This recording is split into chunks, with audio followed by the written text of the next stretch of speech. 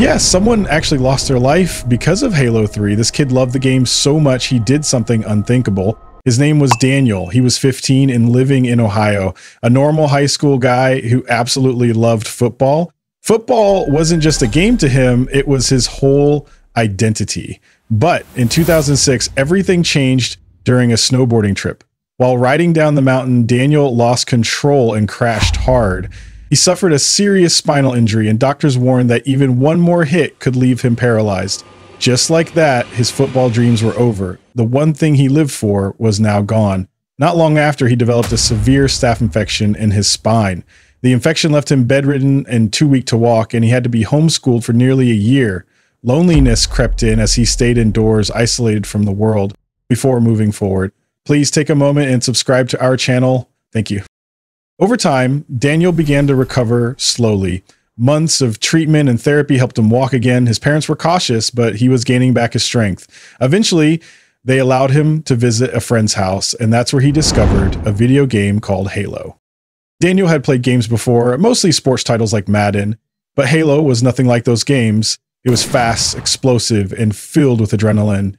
He instantly fell in love with it, and gaming quickly became his new obsession. He played for hours on end, sometimes up to 18 a day, and soon he stopped caring about school, friends, or anything else. His parents noticed the change and grew concerned. Eventually, Daniel told them about the game. His father, a strict pastor, was not impressed. His mother, also deeply religious, agreed, and together they told Daniel that violent games weren't allowed in their home. Daniel felt misunderstood and frustrated.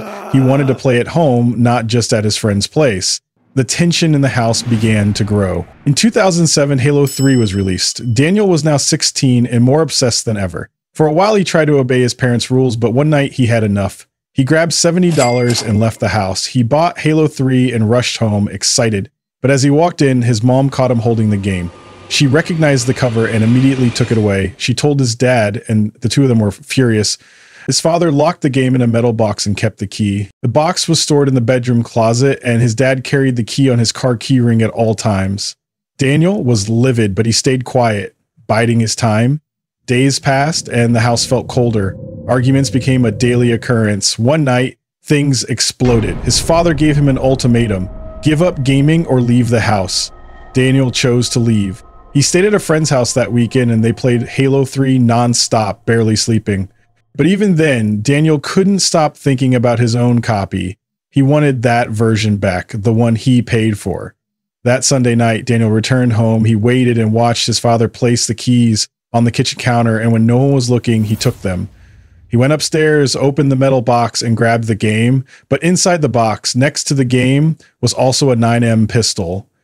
He took that too.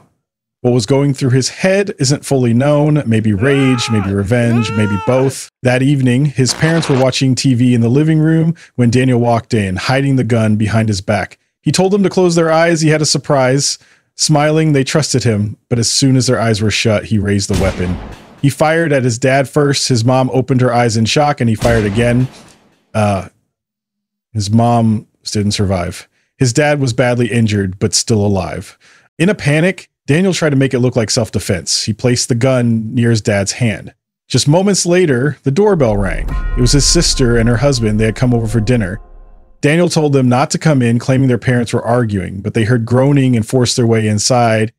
They found their father bleeding on the floor. His sister screamed and called 911 while her husband wrestled the gun away from Daniel.